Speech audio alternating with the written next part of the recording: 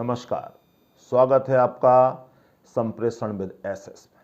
मैं हूं एसएस त्रिपाठी और आज आपसे मैं बात करने वाला हूं देश में सबसे हॉट टॉपिक जो इस समय चल रहा है, ऑक्सीजन के बारे में। कि देश में ऑक्सीजन की कमी क्यों हुई, कैसे हुई, यही सारी बातें करने वाला हूं। और मैं यह भी आपसे बात करने वाला हूं कि अगर ऑक्सीजन के सिलेंडर आपके पास ना हो, कोई व्यवस्था ना हो, तो वो कौन से उपाय हैं जिनको करके आप जो है मरीज को आराम पहुंचा सकते हैं, मदद पहुंचा सकते हैं।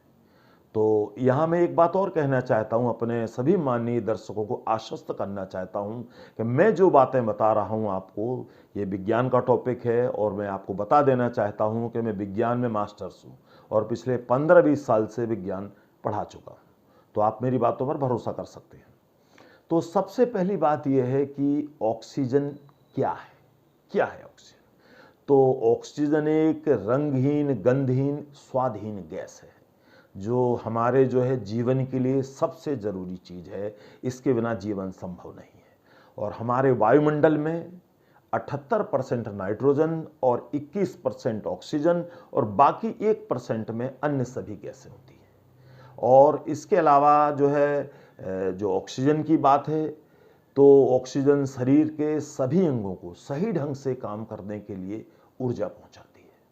और भोजन से ऊर्जा भी जो है ऑक्सीजन के माध्यम से ही मिलती है। और जो हमारे जो है रक्तों द्वारा शरीर में प्रवाहित होती है ऑक्सीजन, और इसके अलावा ऑक्सीजन को प्रवाहित करने में, पंप करने में हृदय भी हमारी मदद करता है।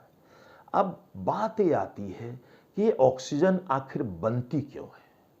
मैंने कई लोगों को बात करते हुए सुना है कि जब इतने ही वायुमंडल में ऑक्सीजन है तो फिर ऑक्सीजन की कमी क्यों। तो मैं इसके बारे में ज़रा प्रकाश डालना चाहता हूं कि देखिए, वायुमंडल में जो ऑक्सीजन है वो 21% ऑक्सीजन है। और जो हमारी मेडिकल वाली ऑक्सीजन होती है, जो हमें मरीज को चाहिए होती है, वो लगभग आपके चाहिए 98% शुद्धता वाली चाहिए होती है। इसलिए हम ये वायुमंडल की ऑक्सीजन को सीधे तौर पर मरीज को नहीं दे सकते हैं। और इसके लिए जो है हमें ऑक्सीजन बनानी पड़ती है, तैयार करनी पड़ती है प्रयोगशालाओं में, कारखानों में। और हमारे देश में 10-12 कंपनियां हैं, प्रतिष्ठित कंपनियां हैं जो ऑक्सीजन बनाती हैं। और ऑक्सीजन बनाने की प्रक्रिया एक बड़ी ही जटिल रासायनिक प्रक्रिया है। उसके द्वारा सेपरेटर से संपीड़ित करके और अन्य कई प्रक्रम करके बाद में हमें तरल रूप में ऑक्सीजन प्राप्त होती है। और उस ऑक्सीजन को हम जो है 2 जगह इस्तेमाल करते हैं। एक जगह तो मेडिकल में इस्तेमाल होती है वो ऑक्सीजन, और दूसरी जगह कमर्शियल, व्यावसायिक उद्देश्य थे, जिसमें आप पेट्रोलियम, फर्टिलाइज़र, ये चीज़ें आप समझ सकते हैं जिनमें वो इस्तेमाल होती है। और ऑक्सीजन जहाँ तक लाने ले जाने की बात है कि हम तक ऑक्सीजन कैसे पहुंचती है, तो विशेष प्रकार के टैंकर, जिन्हें क्रायोजेनिक टैंकर कहते हैं, ये बड़े ठंडे टैंकर होते हैं, विशेष तकनीक से बने हुए होते हैं, जिनमें ऑक्सीजन भरकर और जो है हमारे हॉस्पिटल्स तक या जहां से इनके गोडाउन है, जहां ये विक्रय के लिए उपलब्ध होती है, वहां तक पहुंचाई जाती है। और इसके अलावा जो सिलेंडर्स हैं, उन सिलेंडर्स में ऑक्सीजन इन्हीं तरीकों से भरी जाती है। और सिलेंडर के अलावा काफ़ी सारे अस्पतालों में आपने जो बड़े बड़े हॉस्पिटल हैं महानगरों के, उनमें आपने पाइपलाइन देखी होगी कि पाइपलाइन के थ्रू ऑक्सीजन हम लोगों तक आती है और वो मरीज तक पहुंच जाती है। और जो छोटे हॉस्पिटल हैं या जो है जिनके घरों में पेशेंट आइसोलेटेड हैं, घरों में जो है क्वारंटाइन है, उनके लिए जो है छोटे छोटे सिलेंडर आते हैं। वो लोहे के सिलेंडर होते हैं जो वजनी होते हैं। अब एल्युमिनियम के भी सिलेंडर आने लगे हैं जिनके द्वारा हम उन्हें जो है मदद पहुंचा सकते हैं। और यहाँ एक चीज़ और ज़रूरी होती है, जब ऑक्सीजन के सिलेंडर से ऑक्सीजन मरीज तक आती है तो उसमें एक फ्लो मीटर लगा होता है। ये फ्लो मीटर एक, आप ये समझिए कि रेगुलेटर जैसी युक्ति है। जैसे हमारे कुकिंग गैस में रेगुलेटर लगा होता है, उसी के तरह की कुछ मिलती जुलती युक्ति है जो ऑक्सीजन के प्रवाह को सही बनाए रहती है। और दूसरा जो है कि अब बात ये उठती है कि ये देश में अचानक से ऑक्सीजन की कमी क्यों हो गई, क्या कारण रहे होंगे। तो इसका सबसे ज़्यादा बड़ा कारण तो यही है कि ज़्यादा डिमांड और सप्लाई उस मात्रा में ना होना, और इसके पीछे एक बड़ी वजह ये भी है कि पैनिक के कारण बहुत सारे लोगों ने, जिन्हें ऑक्सीजन की ज़रूरत थी नहीं थी, उन्होंने भी स्टोर कर ली, यह सोच कर के पता नहीं बाद में मिले ना मिले। इस वजह से अचानक ये कमी हो गई, क्योंकि कोई कितनी भी मात्रा किसी भी स्टोर में हो, जब हर आदमी 1-2 सिलेंडर लेके चला जाएगा तो स्वाभाविक है कि कमी हो जाएगी। और इसमें कुछ जो है ब्लैक मार्केटिंग वाले लोग भी हैं, उन्होंने भी कुछ इसमें अपना रोल किया है, जिसकी वजह से कमी हुई है। और जो है एक चीज़ और भी है कि रोगियों की संख्या बढ़ना, क्योंकि महामारी कोविड का दौर चल रहा है तो रोगियों की संख्या भी बढ़ रही है। जबकि जो है हमारे देश के प्रतिष्ठित इंस्टीट्यूट एम्स दिल्ली के माननीय अधिकारियों ने कहा था कि ऑक्सीजन जो है वो सबको ज़रूरी नहीं है, कोविड का कोई भी पेशेंट हो सबके लिए ऑक्सीजन ज़रूरी नहीं है, जिसकी ऑक्सीजन का लेवल कम हो उसी के लिए ज़रूरी है। लेकिन वो भेड़ चाल है, जब लोगों ने इकट्ठी करनी शुरू कर दी तो सब लग गए इस काम में, इस वजह से कमी हो गई। लेकिन अच्छी बात है, राहत की बात है कि सरकारी अमला एक्टिव हो गया और तुरंत से उन्होंने इस कमी को पूरा करने का प्रयास कर दिया। कमर्शियल उद्देश्य के लिए जो ऑक्सीजन जा रही थी वो वहाँ भेजनी बंद कर दी, वो भी मेडिकल के लिए मुहैया कराई जाने लगी। और इसके अलावा इस बात का भी ध्यान रखा गया है कि कुछ और बड़े उद्योगपति देश के थे जो ऑक्सीजन नहीं बनाते हैं, उन लोगों ने भी मदद के तौर पर ऑक्सीजन बनानी शुरू कर दी। और इसके अलावा जो और छोटे जो थे रिफिलर थे, उनके लिए भी आसान तरीके बनाए गए, सरकार ने बहुत सारा उपाय किया, कुछ नए प्लांट भी लगाए गए इस बीच में, कुछ ने काम करना शुरू कर दिया है, कुछ और प्लांट शायद अगले हफ्ते तक काम करना शुरू कर देंगे। तो कुल मिलाकर ये है कि ऑक्सीजन की स्थिति कंट्रोल में है। लेकिन हाँ, जो ये देरी हुई थोड़ी ऑक्सीजन तक पहुंचने में, इसके पीछे एक वजह और है कि ऑक्सीजन कोई प्याज की बोरी नहीं है जिससे आप रेडी पे लाद लें और ले जाओ भाई। ऑक्सीजन विशेष तौर के क्रायोजेनिक जो कैप्सूल नुमा टैंकर्स में आती है, तो वो टैंकर्स हमारे पास सीमित मात्रा में थे, तो उन टैंकरों के लिए भी नया निर्माण करना पड़ा। सिलेंडर हमारे पास सीमित मात्रा में थे तो सिलेंडर नए बनाने पड़े। उस सब की वजह से थोड़े इसमें विलंब हुआ, लेकिन अब संतोष की बात है कि ऑक्सीजन की सप्लाई जो है धीरे धीरे सामान्य होती जा रही है, तो कोई चिंता की बात नहीं है। और 2015 में WHO ने भी कहा था कि ऑक्सीजन जो है आवश्यक दवाओं की श्रेणी में है। तो निश्चित तौर पर मैं यहाँ ये भी कहना चाहूँगा कि इसकी व्यवस्था के लिए जो देश के बड़े बड़े हॉस्पिटल्स हैं, उनके पास अपने ऑक्सीजन प्लांट होने चाहिए। अगर उनके पास अपने ऑक्सीजन प्लांट होंगे तो फिर उन्हें कम से कम दूसरों पर निर्भर नहीं रहना पड़ेगा।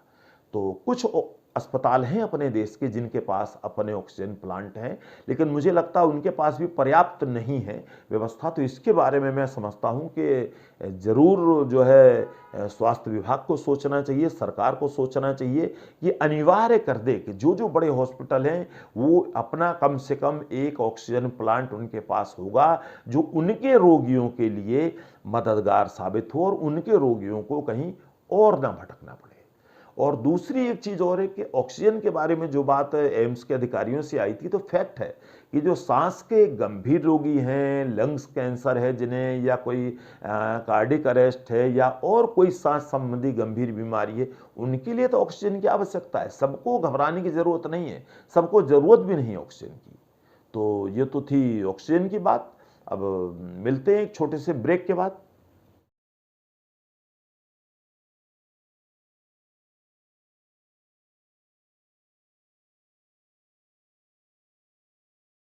आपका फिर से स्वागत है संप्रेषण विद एसएस में।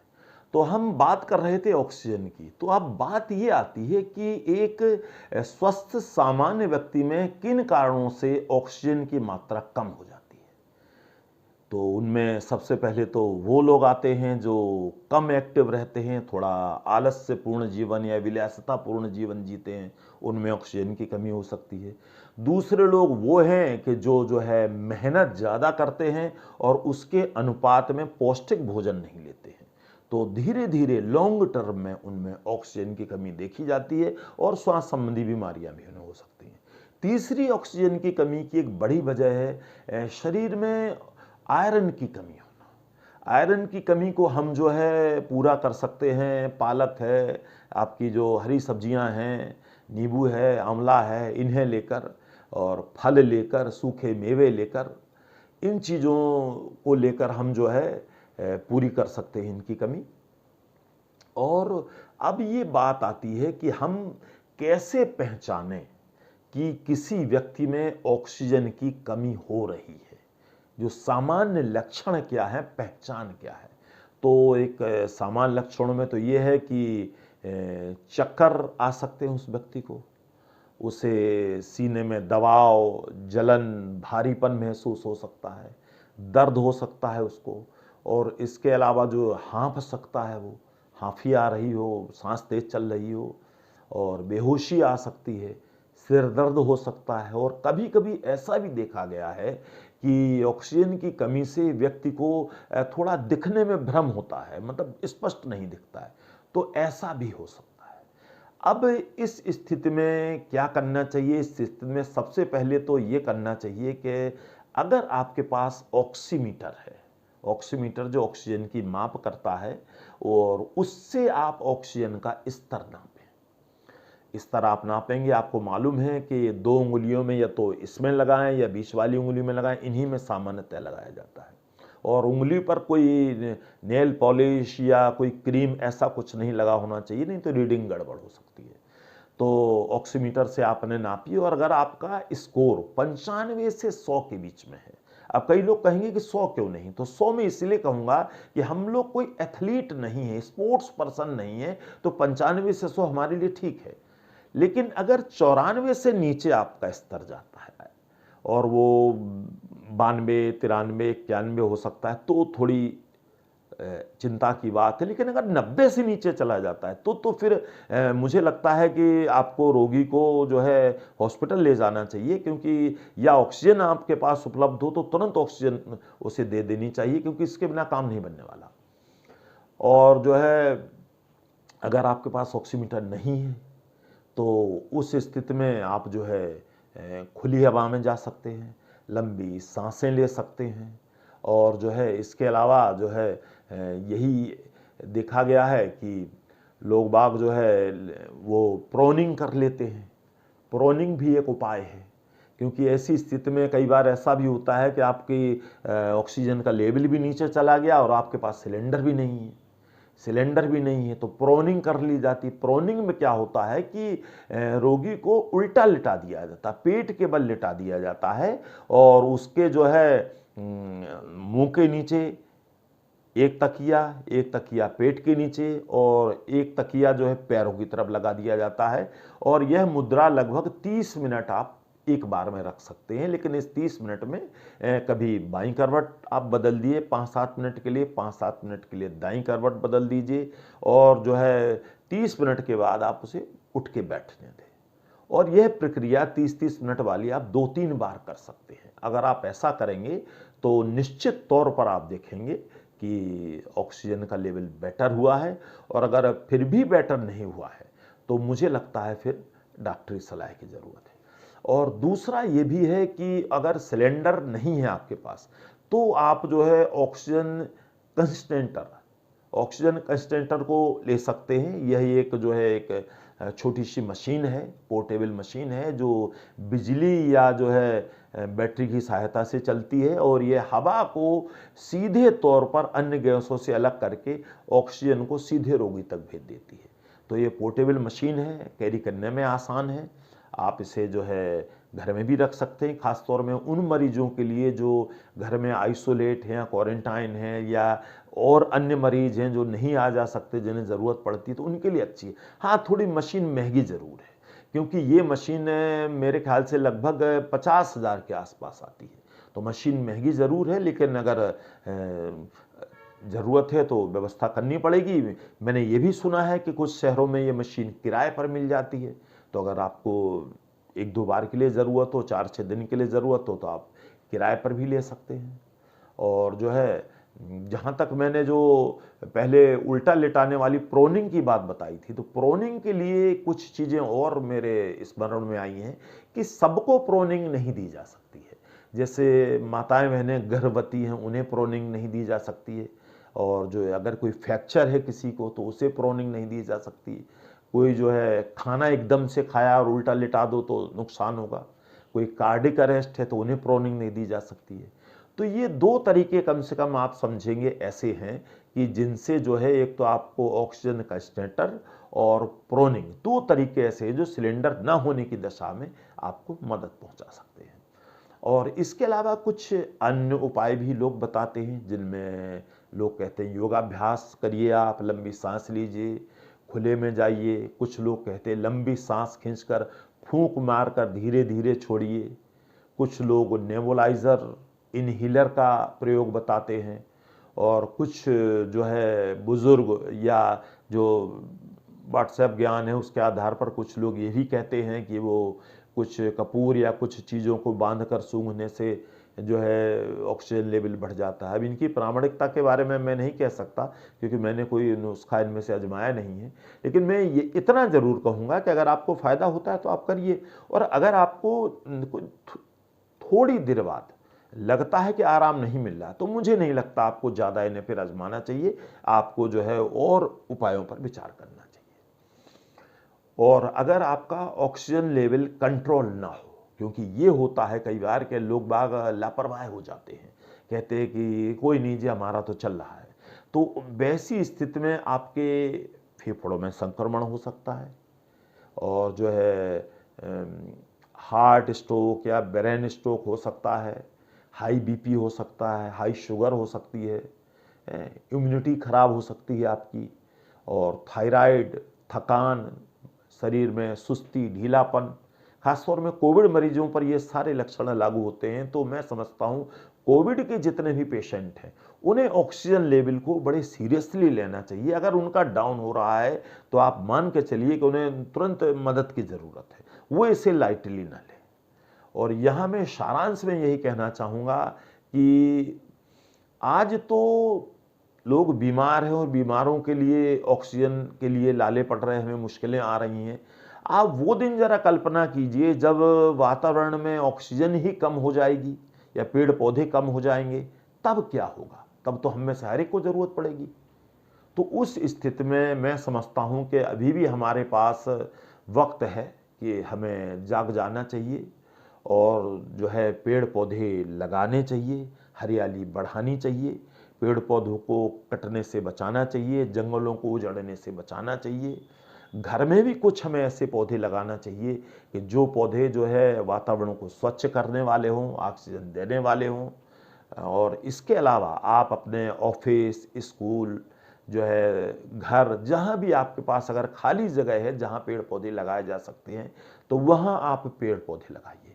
इसके अलावा हमें इस पर भी विचार करना होगा कि हर वर्ष हम पर्यावरण दिवस और जो है पेड़ पौधों के लिए तमाम कार्यक्रम करते हैं तो आधे अधूरे मन से होते हैं। हमें उन्हें जो है पूरे लगन से, मन से, जिम्मेवारी मानते हुए किया जाना चाहिए। और क्योंकि अगर देर हो गई तो वो दिन दूर नहीं है कि जब हम में से हर एक व्यक्ति, आज हम एक सिलेंडर के लिए परेशान हो रहे हैं, हम में से हर एक व्यक्ति अपना अपना सिलेंडर पीठ पर टांग के घूमेगा। वो स्थिति आ जाएगी कभी कि जब बिल्कुल भी जो है आपके पास ऑक्सीजन नहीं होगी। वैसे भी जो देश के महानगर हैं उनमें जो है ऑक्सीजन की पोजीशन अलार्मिंग हो गई है।